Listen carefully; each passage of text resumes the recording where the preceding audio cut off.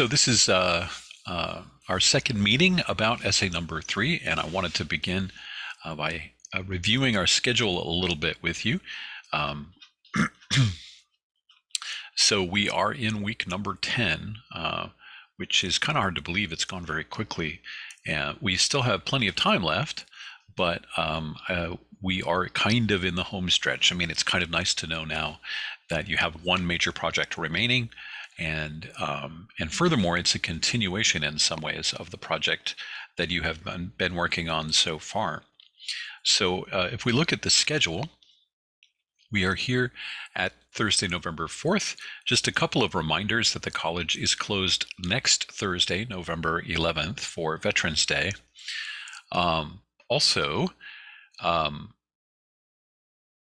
Of course, Thanksgiving is also a Thursday, and so on November 25th.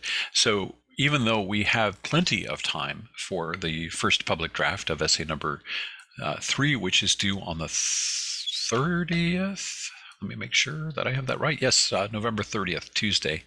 That's when the first public draft is due, and we'll go through our usual cycle of peer review and then instructor conferences, and then the final draft will be due on the 14th.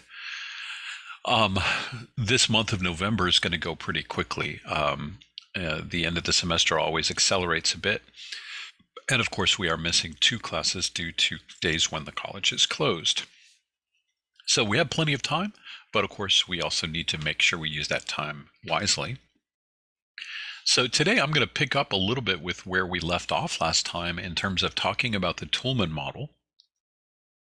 Only today I want to focus on some particular aspects of how the concept of warrant will be helpful to you as you write your own papers, and also as you respond to other arguments from other people, which is certainly part of what you need to be doing in your essays. So let's go first back to that. First, I will also tell you I did have some internet connection problems earlier this morning. How we had to cut the 9 o'clock class early, about 10 o'clock. It seems like everything has been straightened out.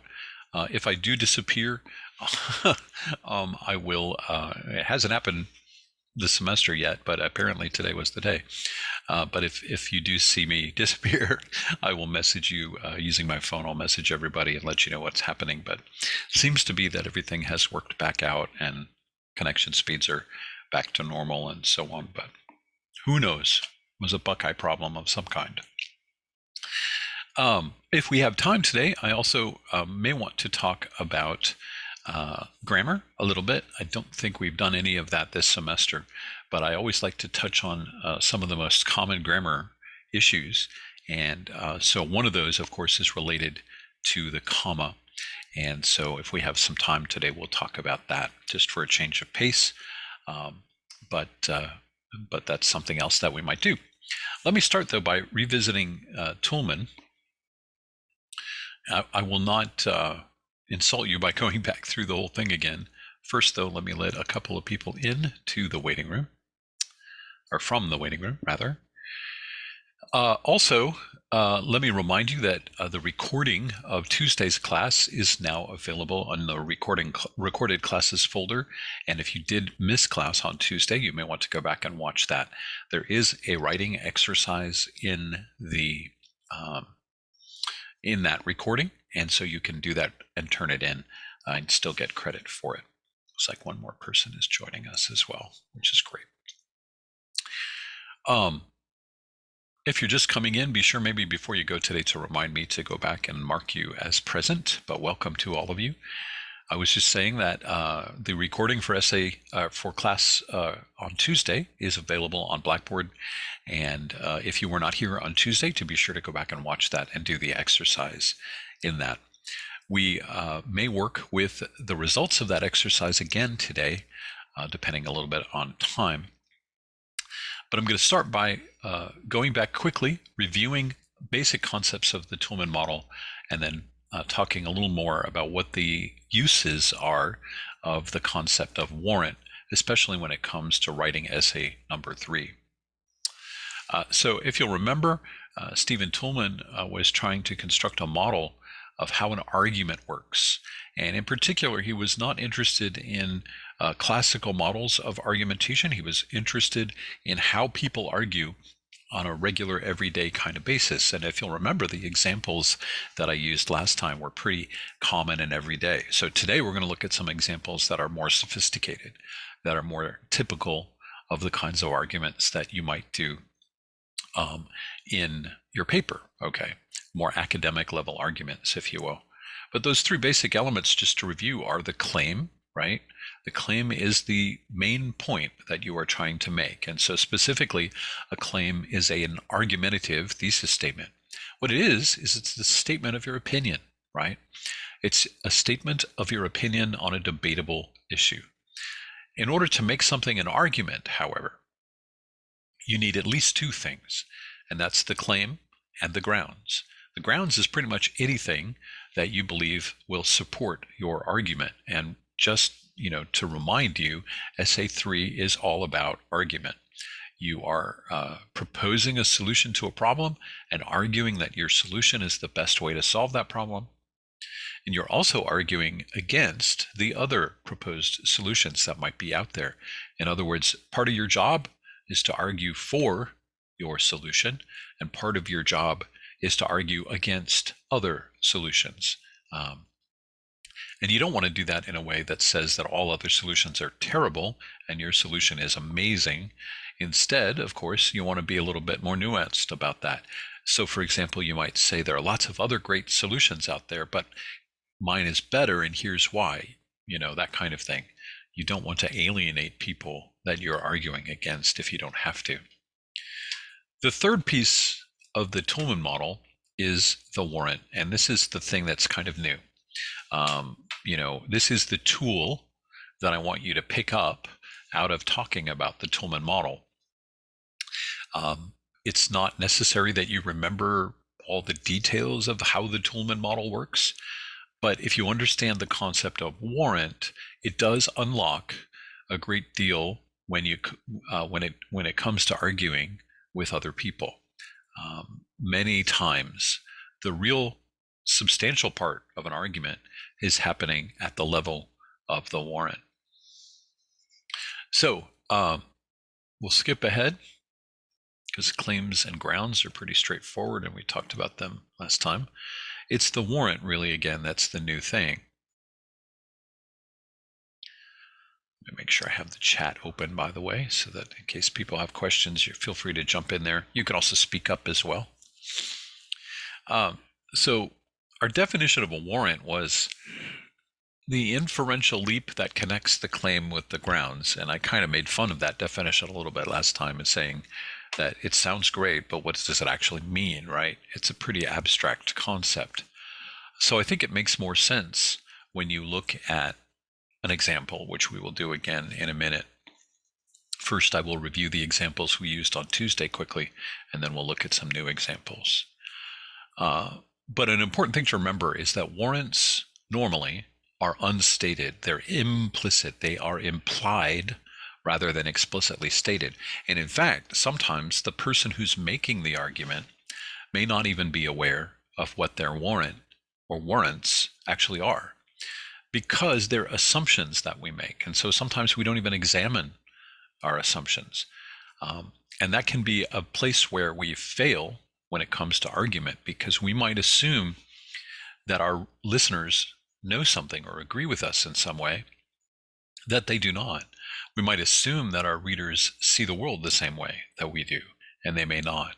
And that can lead to a huge problem in an argument. So in an argument, just as in an essay, the meaning that happens is a kind of interaction between you, the writer, and whoever it is that is reading your paper, right? So let's look at those simple examples from last time. So, and again, this is especially important if you were not here. So if we're looking at a simple everyday argument like this one, Sarah is running a temperature. I'll bet she has an infection. Well, in this case, I'll bet she has an infection is the claim. Sarah is running a temperature is the grounds or the support or the evidence for that claim. The warrant is a fever is a reliable sign of an infection. And if you'll notice, this word temperature is contained here in the warrant. Fever, temperature, same thing. And infection from the second sentence, from the claim, is also included in the warrant. So you can see that the warrant is linking those two parts of the argument together. Now, most of the time, we're not going to say that because everybody sort of knows, oh, if someone has a fever, they probably have an infection. I call this the duh factor, right? Some warrants, your reaction to them is, well, duh, of course, everybody knows that. And so that's one of the reasons that we don't state our warrants, is because at some point you do not state the obvious. But sometimes what we think is obvious is not, or what we think is obvious is more complex than it appears at first. The other example is a generalization. That dog is probably friendly. It's a golden retriever. So the warrant links the friendliness of the dog with the breed of the dog. And it's a generalization. Most or all golden retrievers are friendly. You have to be careful about arguing through generalization, because one form of arguing through generalization is arguing based on stereotypes, right? You could argue that it's not just a generalization that golden retrievers are friendly, but it's also a stereotype. In the case of dogs, it's probably not that big a deal, and it is a reasonable generalization. But notice that this writer says probably friendly. He doesn't say absolutely friendly. He says probably, and that's because certainty is certainly not something that's part of this argument. You cannot guarantee that every golden retriever is friendly.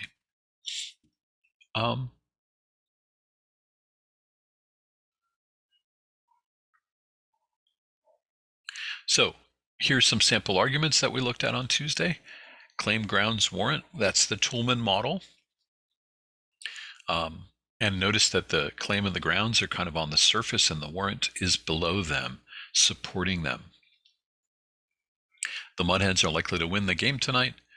They are playing at home. The generalization is that the home team enjoys an advantage in baseball. That's the pattern. That's how it works.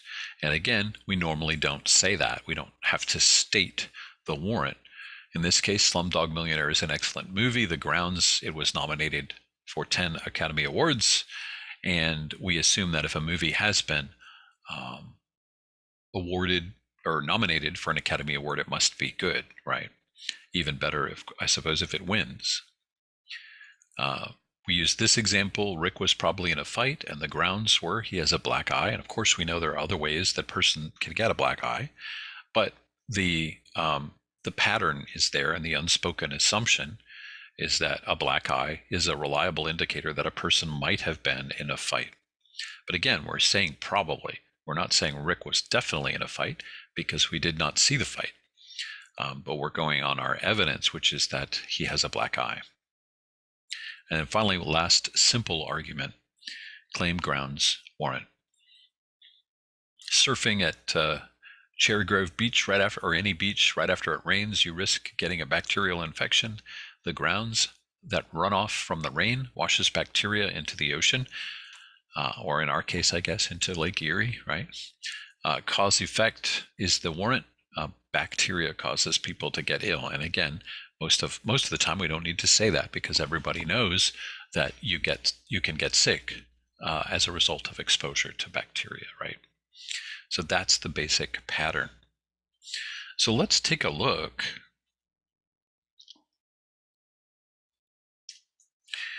at the headlines real quick.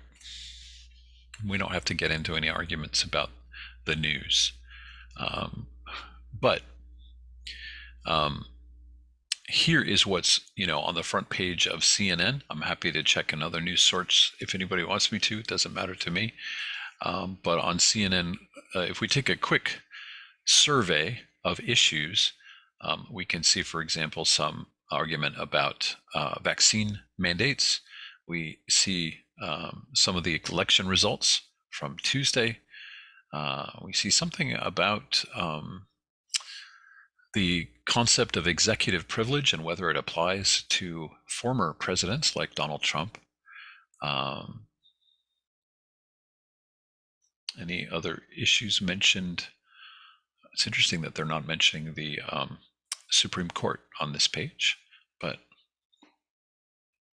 so let's take a look at one of these issues. I don't know, what do we want to use as a demonstration? I'm open to votes from you, but otherwise I will. Let's take a look at vaccine mandates, because obviously people talk about this quite a bit, and it is an item of some controversy in the US. So let's look at it. And I want to tell you that my goal here is to try to look at it rather coldly and analytically. And so as I bring up ideas related to this, I am going to try very hard to not get involved in the argument itself, although you are certainly free to do that, but instead to kind of referee it and to try to play devil's advocate if necessary. But in particular, what I want to do is to analyze the arguments that are being made. And so we've all heard and have opinions about vaccine mandates and the whole role of the COVID-19 vaccine in our lives. And so what have you heard, or what have you said about whether or not vaccine mandates are or aren't a good idea? What do you think? You should be seeing, by the way, a blank Word document in front of you. Let me make sure that that's what you're seeing, so that I can use this as our spot to do some arguing. And I can tell you what I've heard, but it's always more interesting to me when it comes from you. Not that your job is necessarily to make my life interesting. I think when the vaccine first came out, we were hearing more people saying that it should be mandatory to be vaccinated. But I think since then, since it's kind of like calmed down, no one really cares, like one way or another. Of course, there's still people who think it should be mandatory, but no one's really like nothing big is happening with it anymore, really. Wow, interesting. Okay. All right. Well, let's go back to the early days and then look at the statement, that you might have heard at the beginning. Everyone should be required to get the COVID vaccine, right? Simple claim, right? Is everybody clear that that's a claim? And we could go on if we wanted to provide the grounds. And I'm assuming we would talk about the ways in which it increases immunity, and of course we could argue with it based on the grounds. A lot of argument happens up on the surface, with the obvious stuff, and so we could question the grounds. I just got a message that my internet connection is unstable. I hope that you're hearing me clearly. I'm going to have to make a call to Buckeye today, I can see. Anyway, but I want to look deeper and see what, besides simply questioning, for example, whether or not the vaccines work effectively, which we could do based on scientific evidence. What are the warrants here beneath a claim like this one? In other words, what assumptions are we making? Does that make any sense? And what would they be?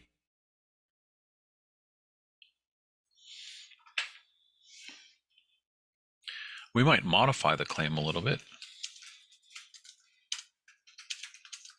This is sort of what we were hearing early on and still hear.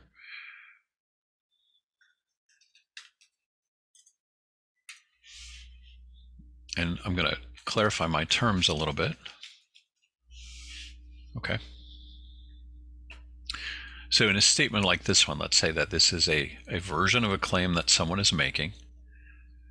What assumptions, warrants, are underneath this? the vaccine works. Yeah, I mean, simply put, right? Or I guess another way we could put it, or a related way we could put it, is that the vaccine will help uh, end the pandemic early, right? Or quickly, which I guess is another way of saying that it works, right?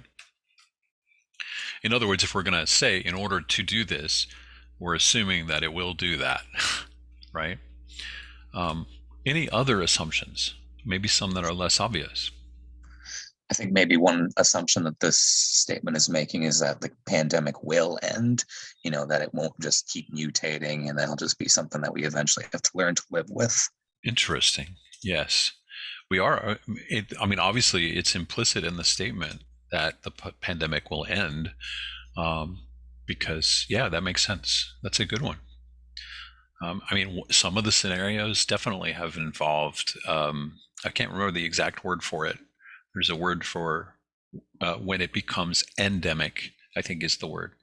And certainly there's a lot of talk now about how basically it will become endemic, although we can still apparently, how it becomes endemic and how painful that process is can be mitigated. What else? These are good. Well, one assumption underneath it is that mandate is the most effective way to get people vaccinated, or that it will work. In other words, is it possible that there's another way to get the highest number of people vaccinated that does not involve mandates? I mean, I don't know. We're just assuming, however, that requirement or mandate is the most efficient way to get a bunch of people vaccinated. Anything else? Okay, so this one is pretty straightforward, but I think you can see that in this structure that I have on my screen here, and thank you guys for your input as we go through it, if you wanted to argue either for or against mandated vaccines, or maybe some combination of the two, maybe you would want to require that mandates should be in place for certain people in certain professions and not for others.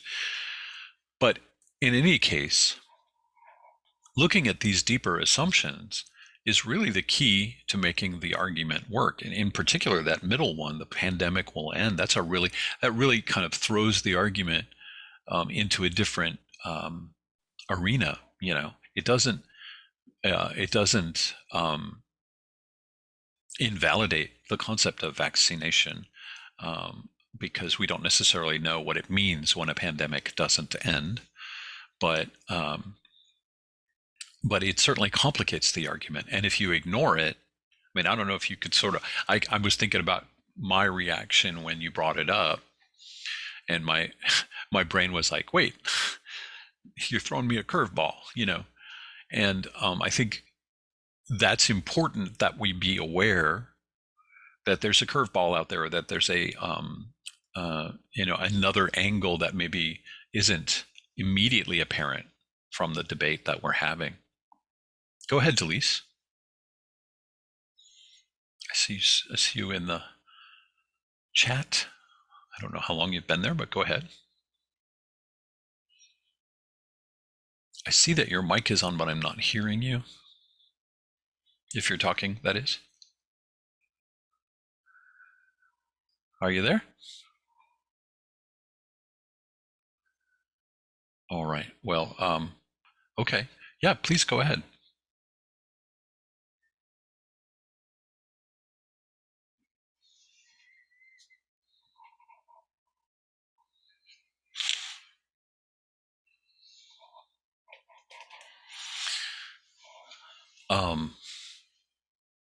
Okay, I saw you say I have something to say about the vaccine, but I'm not hearing you saying it. So I don't know if that's a technical problem or if you are typing it. Okay, all right. I hope we'll come back to you, and feel free to type it in the chat if you would like, and that way you can still get it in there before we move on to another example. All right. I've got the chat open here, so I'll see it if you pop up there. Okay, so that's one issue that's out there. And again, my goal here is to kind of take the argument apart. I try to, not necessarily focus on my own positions, but instead to focus on the whole argument and to look at the debates under it. There are other arguments related. So, for example, I've heard this claim.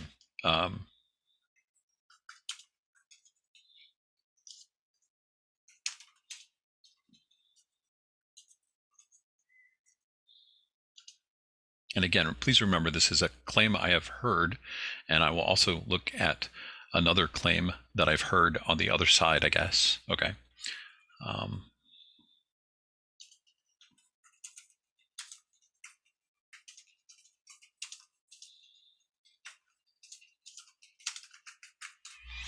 Okay, I'm sure we've all heard some version of this one.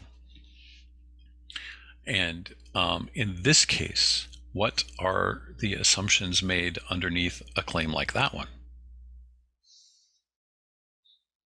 This one obviously is a little bit more provocative, a little bit more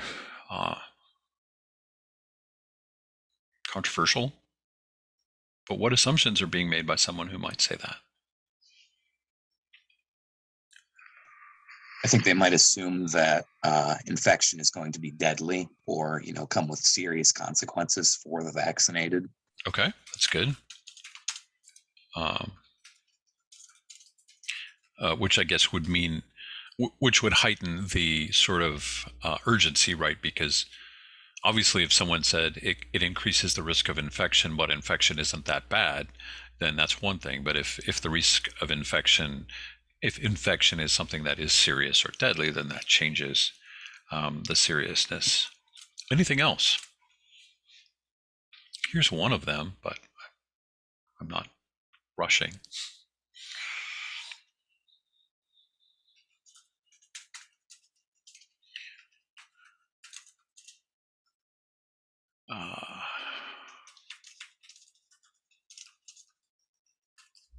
I mean, it sounds a little strange to put it this way, but I think one of the assumptions underneath that. Do you know? Hello? Okay. So one of the assumptions underneath it is that somehow,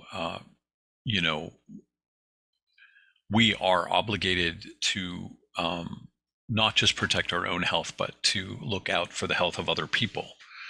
And I'm not saying that is or isn't a valid assumption, but I think it's implicit here. You can't make a statement like that without implying that we have an obligation, right, to protect the health of other people, not just the health of ourselves.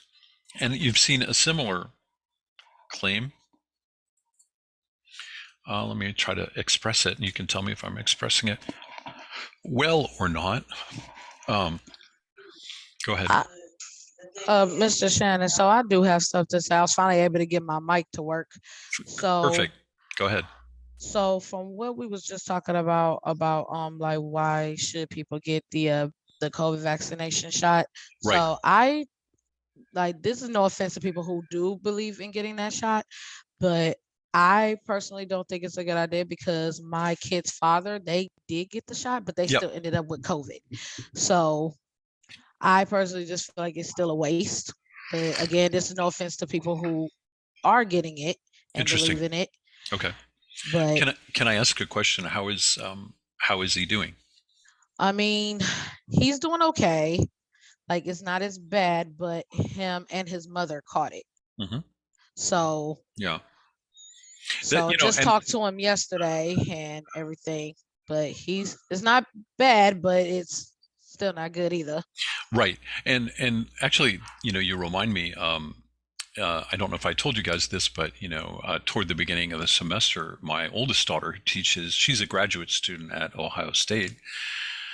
working on her PhD, but she also teaches classes. And very early in the semester, she also got it, and she is also vaccinated. However, I guess the one thing that I have heard about this and that I've heard her say and that I would say about her is she had a rough week, but she basically had a bad, what amounted to a bad case of the flu. In other words, it was a rough week. She didn't feel good, but at no point was her life in danger. And at no point was she completely and utterly miserable. I mean, maybe one day, she was like, sleeping all day and so on. And so obviously one of the arguments you hear is, well, yeah, it doesn't always prevent, but when it, in her case, she was very grateful to have had it because it could have been a lot worse. You know what I mean? So you hear that argument too. And that's an interesting one, right? I was certainly grateful that she had had it, because I'm like, what if it had been worse? So you hear all kinds of arguments like this about this issue. One of the other arguments that is made is about sort of the freedom issue, right? That it should be a matter of personal choice and that people should have bodily autonomy. And in fact, one of my students in the morning class said something like, I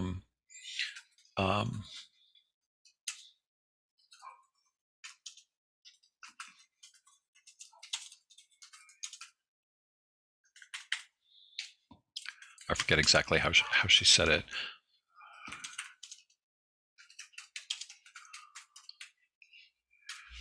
Okay, something like that. And I don't remember if she was actually saying it or if she was just bringing it up as an example. I think she might have been bringing it up as an example of something that she had heard. But what are the warrants, or what are the assumptions underneath that?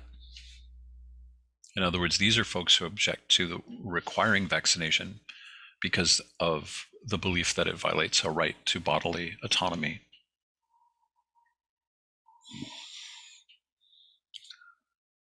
There's at least one assumption underneath that I think needs to be talked about. Vaccines are not good. Say that again? Vaccines are not good.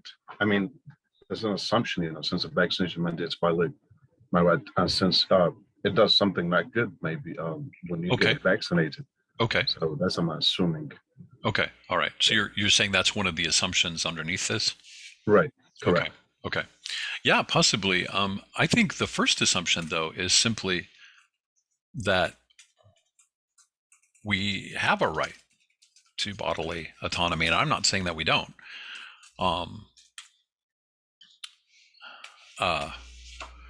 But we are assuming, for example, if you think about it, to what extent do we have a right to bodily autonomy, and where does that right end? Do you know what I mean? For example, I don't think it says anywhere in the Constitution, you have a right to bodily autonomy. Although obviously there's some ways of reading the Constitution that imply that we do, and we have rights to the property rights and all that kind of stuff, and unreasonable search and seizure. And so you might be able to interpret, but that particular phrase, bodily autonomy, does not appear in the Constitution. But again, the argument, I'm not saying again that we don't, I'm just saying we are assuming when we say this, we are assuming that we have that, right? If I said vaccination mandates my right to an unlimited supply of cheese for the rest of my life, people would be like, you don't have a right to unlimited quantities of cheese for the rest of your life. That's just kind of ridiculous.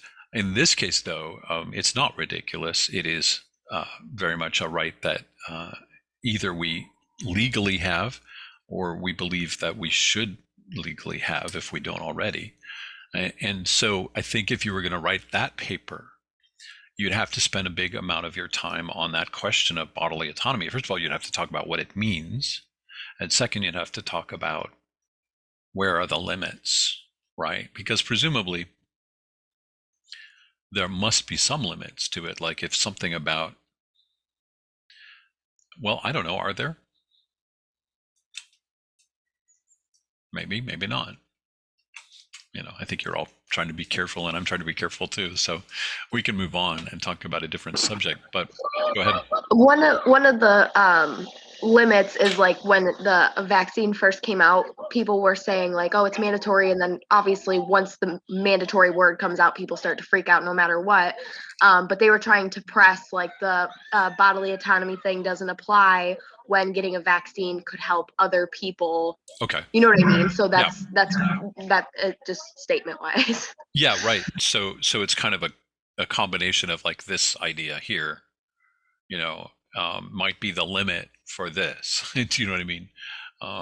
Yeah, that makes sense. In other words, if it isn't just you, but affects another person, then presumably maybe that's one area where you might draw a line.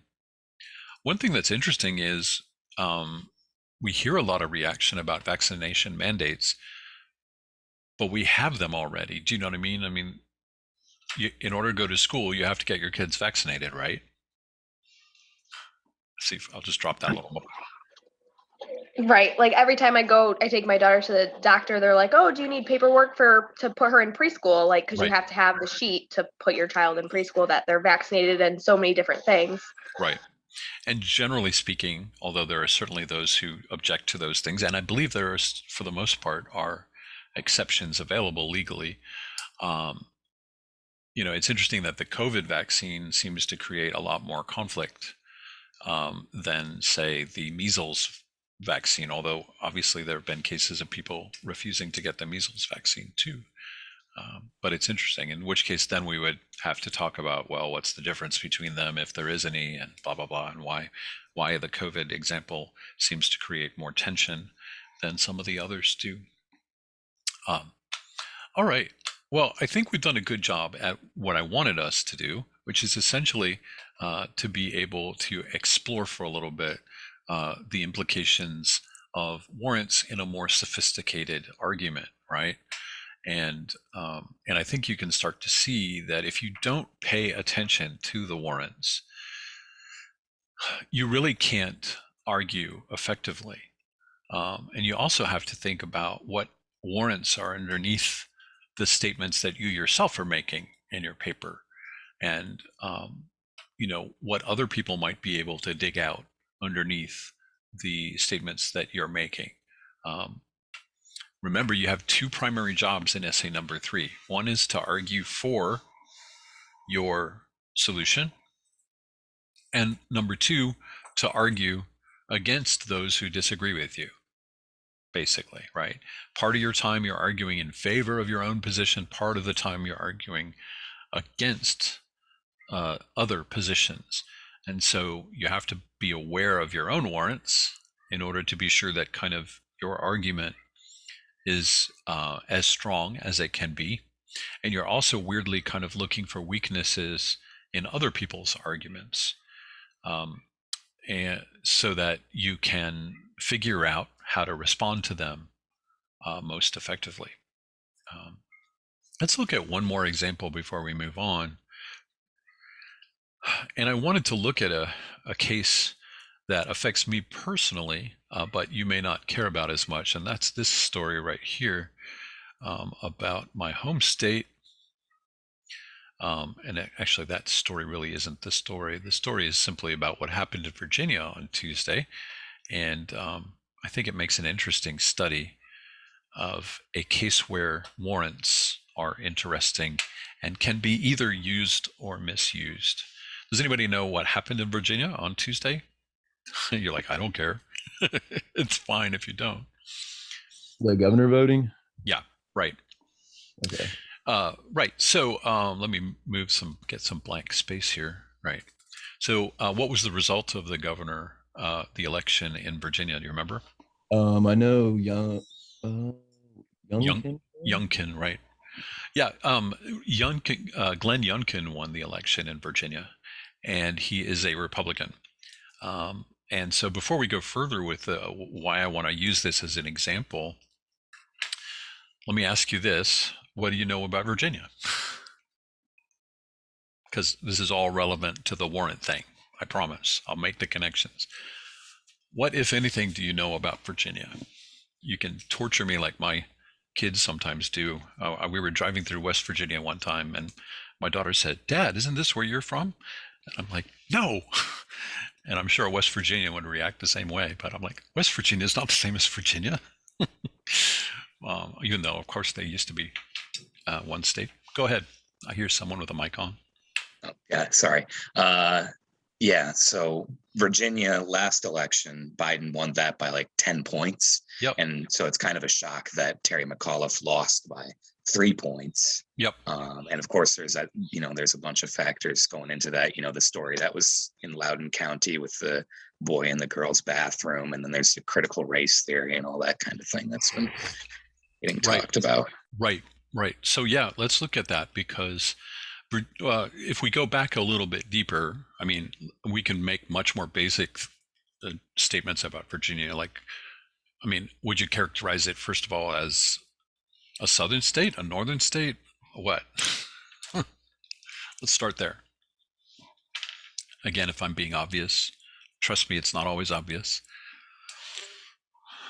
I think Virginia is a southern state. Okay, yeah, absolutely. Although if you look at a map, I've seen people be like, well, how do you know? It's kind of in the middle, right? But of course, as we know in America, southern is not necessarily a geographical direction, right? Alone. Some people argue that at least most of Florida isn't really a southern state. It's just Florida. It's some other thing. But anyway, how do we know that it's for sure a southern state? And again, don't be afraid to be obvious. This is where the duh factor comes in. And again, I know I don't imagine any, although you pretty much similar accent, I would say. I mean, that's something, Yeah, accent certainly. But let's think historically. So for example, we have this line in the U.S., the 38th, I was misspelled parallel. And then does anybody know what that is? I remember when I went to college from my home state of Virginia, I went to college in Tennessee as an undergraduate. And I thought it was funny because my friends in Tennessee referred to me basically as a Yankee. And first of all, I was like, what century is this? But then again, why is it really funny that someone from Tennessee would accuse someone from Virginia of being a Yankee? A northerner. Is it just so obvious that you don't, or all right, I'll just spell it out. What was the most significant event in the 19th century in the United States? Right? Slavery. Yep. And sorry, not slavery, civil rights. I don't know why I get those mixed up all the time. Well, no, in the 19th century, slavery, certainly. I mean, civil rights obviously extends beyond that, but the Civil War and the whole, at least ending of legalized slavery in the South of the United States was huge. And the 38th parallel is the line that marks the border essentially between the Confederate States and the Union. And what was so funny about a Tennessean calling a Virginian a northerner is that Virginia was the state in which the capital of the Confederacy was located. So historically, you've got all that history behind you, right, of being, a state which allowed slavery in the 19th century, a state where, where people owned slaves. So that's one factor in this debate, right? But on the other hand, what has also been interesting about Virginia, as I think I couldn't see who it was. Was it Aiden who mentioned what was going on with Loudoun County and that stuff? Yeah, that was Okay. So you were making reference to some of the recent politics in Virginia, and over the past 10 years, since about 2009 or so, Virginia has been moving away from the Republican Party and more toward the Democratic Party in terms of elected offices. So, for example, until Tuesday, Democrats controlled both houses of the state legislature and they controlled the governor's mansion. But now that has changed once again, and there's now a governor who's Republican, and one of the state houses is now controlled by the Republican Party. So we're kind of, depending on your point of view, moving backward or forward, depending again on your point of view. But imagine the situation for somebody as a Republican trying to run for governor in a state that he knew was moving more toward the Democratic Party. What would be the problems if you were running for office in a state like that? What would you have to do in order to win? And this is what he did, essentially. I mean, this is a case of me basically looking at his strategy and admiring it, even though I may personally have feelings about the outcome. I think the strategy is interesting. Well, one thing I know he didn't associate with former President Trump all that much because he knew how controversial he was. So he didn't really campaign with him all that much. Right. So one of the things that Youngkin did right was to stay away, for the most part, from Donald Trump. Why? Well, he was just really controversial, and and of course Trump lost by 10 points in that state. So there you go. People don't like him over there. So yeah, that's right. So, on the one hand, there's that. On the other hand, like every other state, there's a small contingent. I don't know what the exact size is, but there's certainly a small contingent of people who are fiercely in favor of Donald Trump. Is that fair? I mean, Virginia is one of those states like Ohio, where there's a huge difference between the urban areas and the rural areas when it comes to politics. And like Ohio, the cities in Virginia tend to be bluer, and the country, the rural areas, especially in the west and the south of the state, tend to be redder. So he wanted to stay away from Trump, but he couldn't stay too far away from Trump, because in order to run for governor, what do you have to win an election before you can run for governor as the candidate. In other words, every state has primary elections. So before he could run as the candidate for governor, which is what he did is what culminated in Tuesday. Before that, he had to win the primary election. So in other words, he had to win the right to call himself the Republican candidate, and so did the Democratic candidate. So he couldn't stay too far away from Trump, because if he did, he would alienate some of the Republican base. And as you probably know, in both parties, the sort of more extreme you are, whether to the left or to the right, the more likely you are to show up for things like primary elections. The more committed you are, the more likely you are to show up even for the small elections. And so, certainly Trump supporters can be energetic. How's that? And so he couldn't alienate them. Even if he kept his distance, he couldn't alienate them too much.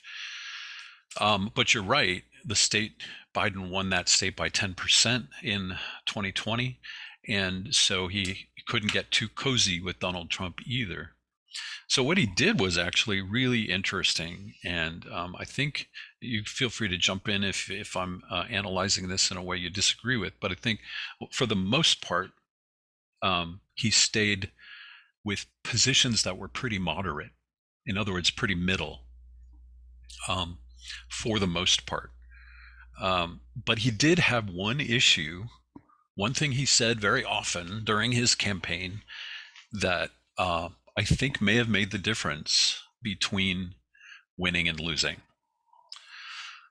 Because it wasn't just the statement, it was the fact that he picked one issue to kind of keep those more conservative members of the party happy. And Aiden, you sound like you've been following this a little bit. Do you know what I'm talking about? I'd say education is what won Right. him over with most voters. Right. So he made this statement pretty often, which is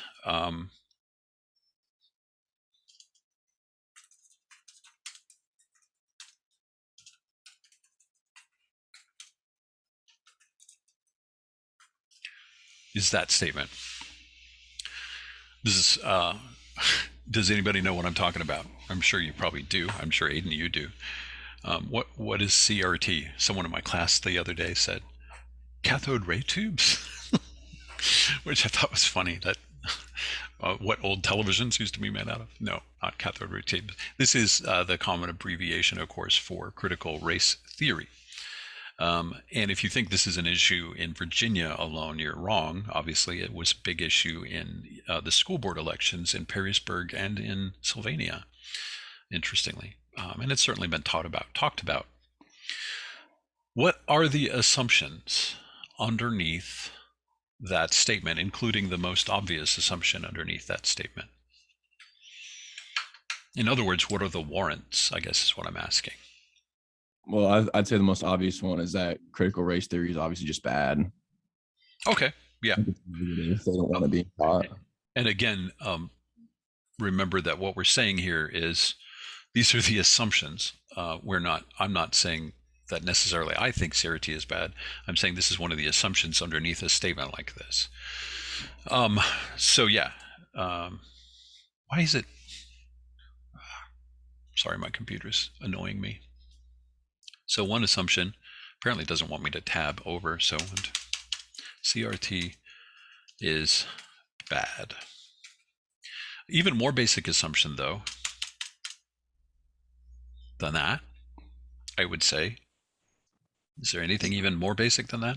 I think one that got kind of introduced by Terry McAuliffe was that CRT even exists or that it's being taught in schools, period. Yep.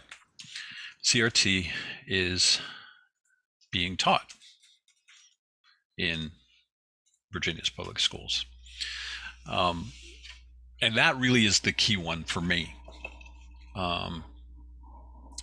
Yes, you're right that McAuliffe did bring it up. But he didn't bring it up as much as he could have, I don't think. And if you're looking at it from the point of view of a Democratic strategist, he probably didn't bring it up nearly enough. Because it's kind of fiendishly smart how this all went down on the part of the Republican candidate, because he picked one issue that he knew, for example, Trump supporters would definitely be all in on. I think that's fair to say. And he made this statement, which does imply that CRT is being taught or will imminently soon be taught in Virginia's public schools.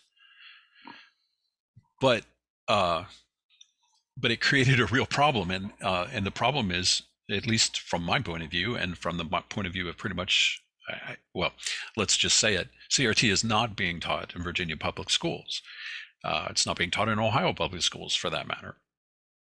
But, and before we argue about it, which we can if you want to, but the problem is, if you think about it, it's almost like if you talk about race at all, for example, if you're teaching history in the state of Virginia, where they had slaves, and you're talking about the 19th century, you have to talk about race, right? If you don't, you're kind of ignoring a pretty huge part of the history of a state that hopefully learned something from its past. You know, they say that, what is it they say about history? That those who ignore their own history are doomed to repeat it, or something like that, right? So part of the goal, presumably, of teaching history is so that we don't make the same mistakes that we made in the past. So, you know, are we now in a position where if you are teaching about American history and you talk about slavery, suddenly you're now talking about critical race theory. Well, that's not really what critical race theory means, but there's enough wiggle room, I suppose, that some politician could argue that, in fact, if a teacher talks in that person's too much judgment too much about slavery or race or racism, that they're, that they're teaching CRT, right? So it's a fuzzy line, and you can't just say it's not being taught. But I think what happened was McAuliffe didn't want to be accused of trying to divide the state along racial lines, so he didn't fight it as hard as he might have. Some folks have accused him of he should have jumped on that right from the very beginning, and he did not. It was pretty late in the race before he got really into that particular fight. And it's the kind of thing where he was able. The Republican candidate Youngkin was able to be fairly moderate on most other issues, which meant that more moderate Democrats, and in particular the middle of the road independent people, those who don't identify as either Democrats or Republican, were more comfortable voting for him than they would have been for voting for Donald Trump. So it's a really interesting sort of examination of what issues work and what issues don't work and what the assumptions are behind those issues. I'm not sure. Again, depending on your political point of view, it was either a very good day or a very bad day, but it was, strategically speaking and argumentatively speaking, a very interesting day. And it sort of gives you some sense of how important warrants are, especially when one of the warrants is not challenged. It's possible that if Terry McAuliffe, the Democrat, had taken on this assumption fiercely from the beginning and challenged it, because the actual claim that he made, Youngkin didn't say it is being taught. He simply implied it.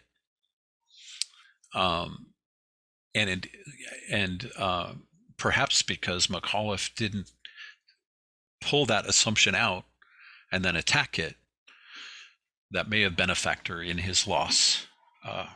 And it was a fairly close race, but he still lost. Does that make sense to you, Aiden? Is my analysis fair? Because we might not see this the same way. So I just want to be. Yeah, there's a couple things that I don't think we see eye to eye on, but that we could be here all day debating this. Right. But the basic strategic pattern, again, you may be happier about the outcome than I am, for sure. But I think, again, I've tried to be kind of look at it as a military campaign and look at the moves made by each side. And I think in that sense, I have to admire the strategy, if nothing else, but again, you're right. We probably don't see it the same way, but hopefully we can, hopefully we can argue about it in civil terms, which I think we've been doing. So, but anyway, is there anything you want to add to that? I don't think so. Okay, cool. Well, so we've spent plenty of time on the warrant issue, and I hope that we've made the point, because I know the examples on Tuesday were very basic, very simplistic arguments in the PowerPoint presentation. And so when we look at them in arguments being made sort of in the public, not that those arguments are always so sophisticated, but they're at least a little bit more significant than the arguments that are being made, when you say something like, oh, she has a fever, therefore she's probably got an infection. That's a pretty everyday basic kind of argument. Let's take a look at the discussion board from last time. I don't remember how many people posted their comments, their idea for Essay 3 in that discussion board. So we'll start with that. Okay, quite a few of you did. So we've got 5 people who put up essentially their thesis statement or their main idea for essay number 3. And now that we've looked both at simple examples and at public examples, oh, hold on, someone's in the waiting room. Maybe let's take a look at some of the statements that you made and look at some of the warrants underneath them, right? So the first one from Tuesday was from Wasim. And again, we looked at it in terms of how it worked as a statement of solution on Tuesday. But now let's look at it in terms of warrant.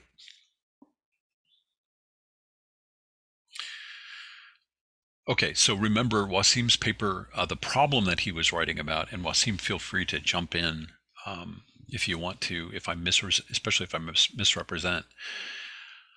You were writing about the problem of impulse buying, right? And so this is what Wasim said on Tuesday. One solution that I can think of is therapy. The insight of a therapist can bring an impulsive shopper to realize what they're doing and bring it to an end, right? So are there any warrants? Are there any assumptions underneath this that might be useful? Or is this one of those arguments where it's all kind of happening at the surface, where there's nothing necessarily hidden underneath it? And again, when he says solution, he's saying solution to the problem of impulse buying, of people spending money on impulse, and that presumably being harmful for them.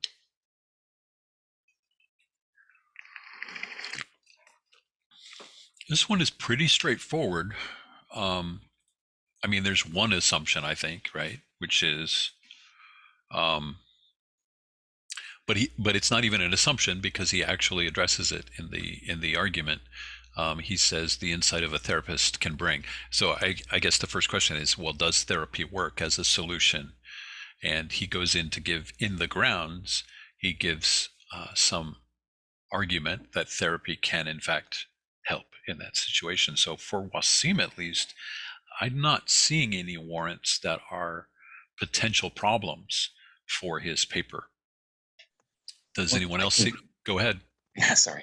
I think maybe, an impulse shopper, they're spending all their money shopping, right? And therapy costs money. So I think the access to therapy might be something you might have to bring up in the argument. Yeah, sort of financial,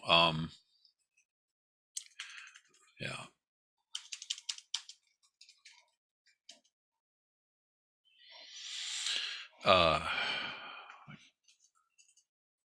I mean, obviously, one of the results of impulse buying is not having money. And as Aiden points out, yeah, that could be an impediment to getting it and could probably keep people from seeking help. Yeah, good.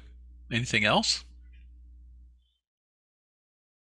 Yeah, in this case, the problem results in a financial cost, and the financial cost will potentially prevent treatment. Now, the only good part of it is that someone's medical insurance might cover the therapy, which would be a way out of, but of course that assumes that they have it, right? So, yeah, good idea, mate. Yeah, good idea. All right, let's look at the next one. And this is from Richard about homelessness.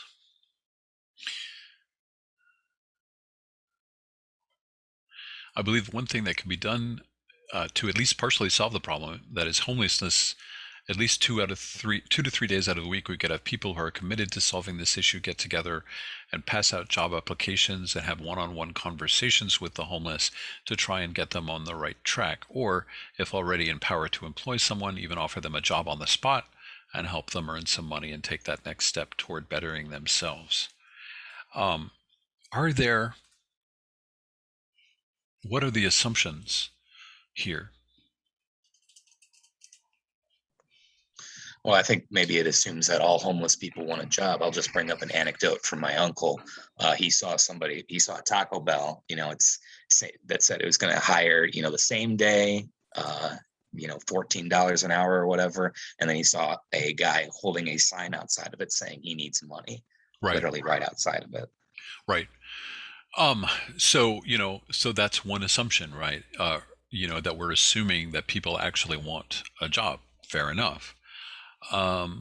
Also, though, I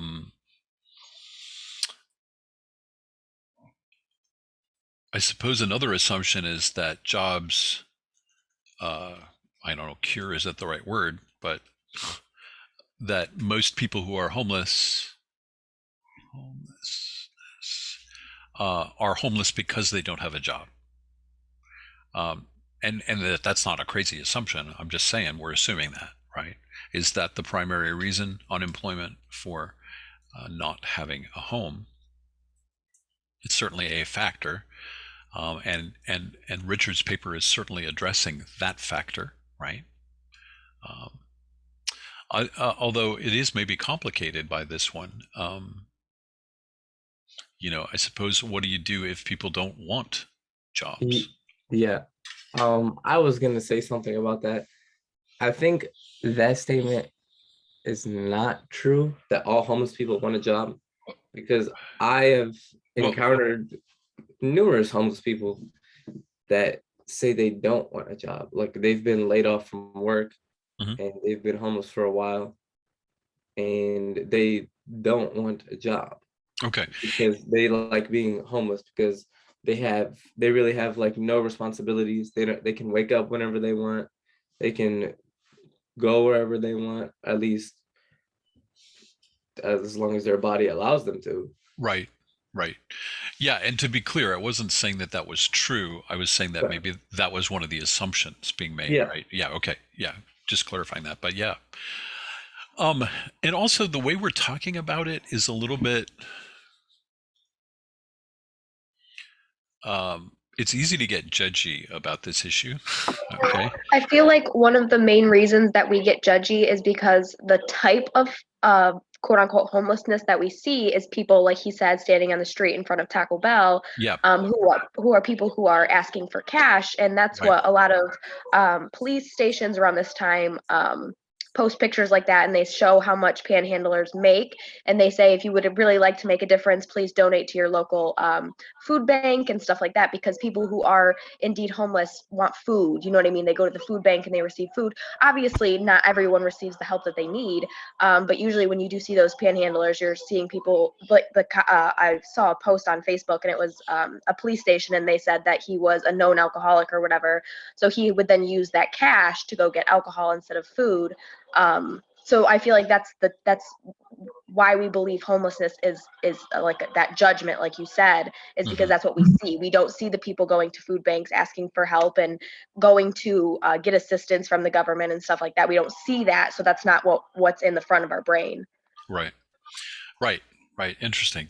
Also, there was an interesting article recently about, and I don't remember where I found it. I have to look it up. Again, if this were my paper, I would definitely have to find the article, right? But it was arguing that even though it seems that businesses everywhere are advertising for job applicants, the actual rate of hiring doesn't necessarily correspond to the number of businesses that seem to be desperate for employees. In other words, you would be thinking people are hiring left, right, and sideways right now. But the statistics don't necessarily say that. Now, some of that might be because but specifically the article was focusing on people who do apply for jobs and then do not get hired.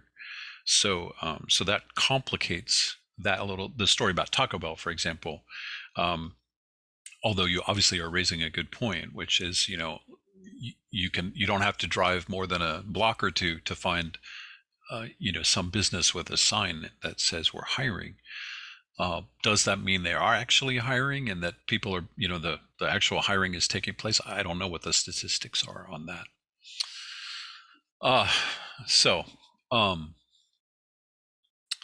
anyway, interesting. There's a lot to dig through there. And I think homelessness is definitely one of those issues that is layered in assumptions. And so writing about it becomes problematic if you don't deal with those assumptions. So let's quickly look. We don't have huge amounts more time, so I want to look at a couple more. And then also, so here's one. This was Joaria. A good solution to the negative perception on ADHD would be having a better way to diagnose people. And I think certainly there are at least two. Well, one is not an assumption because she just flat out says it, and that is that there is a negative perception attached to ADHD. Although I think, yeah. And then the second is that diagnosis would resolve that issue in some way, right? Or that would help that issue in some way. But I think for the most part, Jawaria's argument here is one where most of what needs to be talked about is kind of on the surface or is contained in the statement. That doesn't mean there isn't something there that could be brought up. And I remember that the whole idea of the negative perception might be more complicated than I'm just thinking back to the paper, but I don't remember it that well yet off the top of my head, Joaria. But it might be a little more complicated than just flat out negative perception. But overall, I think this is a case where most of what she needs to deal with is actually contained in the statement. But if anyone can think of something that I'm missing, let me know. Bring it up. Let's look at. I think we have two more. Lowering the cost of medical treatment is the #1 priority, but it's not something easily obtained. Price transparency, on the other hand, is something that could be implemented in hospitals across the United States within the next year. Simply letting people know what they are being charged for could save them hundreds. And again, one of the good things about this one is that, Haley, you are kind of trying to dig out some of those warrants. So, for example, when you make the statement that simply letting people know what they are being charged could save them hundreds, you are at least making your warrant explicit rather than implicit. Is there in fact a connection between knowing what it costs and whether that will save you money? Probably, but you'd have to find some research to support that. But at least you're not assuming it. You're bringing it up and talking about it.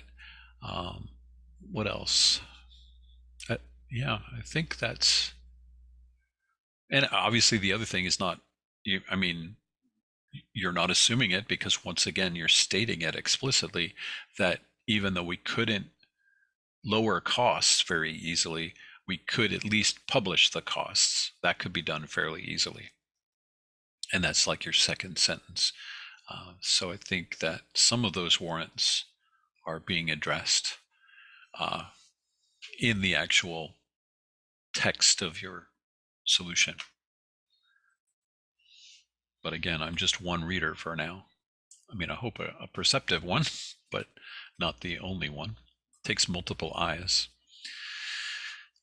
In this one, in order to solve the rising problem of crime, we as citizens have a duty to pay attention to what stances our media and leaders are adopting on crime and to vote accordingly, whether that be literally voting or voting with our voices. So there's a lot in here. Obviously, the first assumption is that crime is rising, but I think that he could find the statistics he needs to establish that pretty quickly. Although whether or not that rise is a momentary thing or is a long-term trend, I think makes a difference on how you want to argue about it. The media and leaders are the two areas that he's going to pay attention to, and so I think the one that might need the most discussion is leaders, pretty obviously, but the media one might need more explanation at least. I definitely can see how that would play a role in this, but I do find myself wondering exactly what you think the connection is. And I would say the connection, yeah, I would say that the connection is what is and is not talked about influences what we do think needs, what we think needs action, right? And so in that sense, the media obviously plays an important role. I think the one assumption I would look at, if it were me, is this idea of our media. For me, the media is a pretty fragmented thing. You know, for example, I think what our problem is, one of our problems is that we don't all have the same media. If we get our news from different places, and increasingly conservatives are getting their news from conservative sources, and liberals are getting their news from liberal sources, and blah blah blah. You know what I mean? There's a lot of research about this segmentation in the media. You know, there are lots of media that I won't even pay attention to because I don't consider them trustworthy, and I'm sure that's true for all of us. And so, you know, what do we do when some of us have one media saying one thing and some of us have a different media saying a different thing? How does that problem get addressed? I don't know if that's part of this or not, but it's something that occurs to me. It's just the assumption underneath that phrase, our media, to me implies something more monolithic than and it may have been true at one time, but I'm not sure that it's still true. You know, there's some news sources that people won't look at because of their political views. They won't even look at them. And this is true all the way around. I'm not innocent on it either. None of us are, I don't think. So that might be the one area where I would look some more, but it's a really interesting subject. And in fact, narrowing on the media, because that might be the most interesting part of this and the most variable part of this. You know, your solution could be entirely media focused. Obviously, nobody expects you to solve the entire problem of crime in one paper. And I'd say this not just to Aiden, but to all of you. Don't be afraid to narrow and to focus on just one thing, because most of you are writing about problems that are too big.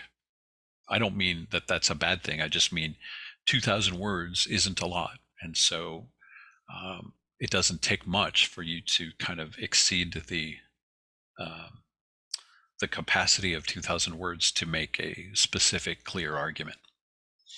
So I hope that's helpful to look back at your own. What I'm trying mostly to do is to create this habit in us of examining our own warrants and examining the warrants of others, and then trying to use that in our process of argumentation. And also to remember, you know, I hope Aiden and I demonstrated that as we talked about an issue that we clearly have some disagreement about, but to argue in such a way that we don't alienate the people we disagree with, because in fact, those are the people we most want to reach, right? Those are the people. It doesn't do us any good if we only argue to the people who already agree with us. Then nothing changes, right? So keep that in mind. I've said it before, but I'm saying it again. It was one of our mantras at the beginning of the semester. But as you get into this paper, which very well, looking at some of these issues, very well could be a highly kind of conservative, controversial topic, your primary audience is the people you disagree with. How can you reach them in a way that will at least get them to take your position seriously? I don't know that you can expect to change their minds, especially if it's something like that we have very strong pre-existing feelings on, but you can at least get them to take your position seriously and not to dismiss it. And that, I think, is really important. So, let's see. Delise, you messaged me with a private message about a topic idea. So if you would like, I can talk with you that way. Or did you want to bring that up as an idea would you rather do it privately, or do you want to talk about it? Either one is fine with me. Doesn't matter to me. Really? Okay. Yeah. So is this a new topic, or were you connecting it to the homeless thing? Because you brought it up, or it came up, or I read it during the homelessness discussion. but it's a separate issue, right? Yes. Okay. So can I read what you said? This is the idea. Delise had said, well, what about being judged in the gay community? And can you say a little more about that? Like The reason why I put about being judged in the gay community, because I'm actually a lesbian. I have a wife, and it is kind of like difficult for people in the gay community because we do get judged a lot, especially the men. And like if transgenders and everything, like sometimes it do be hard for them to like even get a job Yeah. because a lot of people look at them like like you look like a weirdo and all of that other stuff, and a lot of people don't feel comfortable as well. Okay. Yeah, I mean, obviously, I understand where you're coming from, as a man married to a man. But I think there's a lot that you could write about in this paper about this. And I guess I would say you've kind of hinted at the fact that there really are multiple issues here. And I would encourage you to pick one. Don't even, I would say get even more specific. Um, so for example, it could be focused on employment, the challenges that face gay people, transgender people, people who are non-binary, people who are, who don't, even acknowledge necessarily the significance of gender. All those things maybe create different problems and different judgments. And so you could even zoom in and talk about one of those groups. You don't even have to talk about sort of the whole rainbow, if you will, right? But there's definitely a topic in there. The only thing I would say about if you're focusing on the problem of judgment of the gay community, and the reason I asked in particular was because when you said judged in the gay community, I also thought, well, there are lots of ways in which within the gay community, the LGBTQ community, we judge each other too. Do you know what I mean? And so even that could become a paper topic. So I would just encourage you to zoom in even further, but there's lots of great topics here. And it came up when we were talking about getting jobs is when I saw it. And I wondered if, that connection between discrimination against LGBT people and jobs might be one area you might want to write about. And there are still plenty of states, and I think including, to some extent at least, including Ohio, where the protections that exist about gender and race do not exist legally for sexual orientation, or in other words, that the law does not protect in the same way. So that could be, for example, a problem that you would want to write a solution about. Does it make sense? Yes, it does. Okay, cool. Well, keep moving, and I'm happy to talk more about it. All right. Well, we're getting close to the end here. I'm going to say just a couple reminders. Number one, remember, if you decide that you're doing a rewrite of essay number one, that the deadline for that is next Thursday at the end of the day, and you would just use the same link that you used to turn in the original essay one draft. And I just want to remind you of where that is in case I cannot put a shortcut to it. This new version of Blackboard doesn't allow some of the freedoms that we had in the old version of Blackboard, at least not yet. So remember, the link for the final draft of essay number one is back in week 6. So if you're going to resubmit and submit a rewrite of that paper, you would use this link again to turn that in, and you have until next Thursday at the end of the day to do that. If you're happy with your grade on essay one and don't want to seek a new grade, that's perfectly fine. Just don't do anything and let the original grade stand. Any questions for me about anything that we've come up with today, or that we've talked about, or our schedule, or whatever?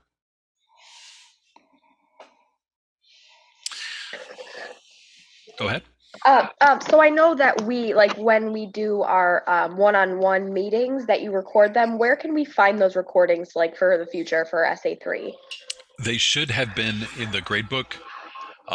However, I did have some trouble with uploading some of them. So Yeah, I couldn't find mine for 2, but I think I got most of what we talked about. okay, But I just didn't okay. know for, like, the future essay where they would be. That's where they should be. Is they should be Okay. attached to the grade. And I do Okay. apologize if For you the were not for the able. rough draft. Exactly. Okay. Yeah. Okay, sounds good. All right. Anybody else? All right. Well, you have a great weekend. If you have individual questions for me and you want to talk more, stick around. Otherwise, I will see you guys on Tuesday of next week. And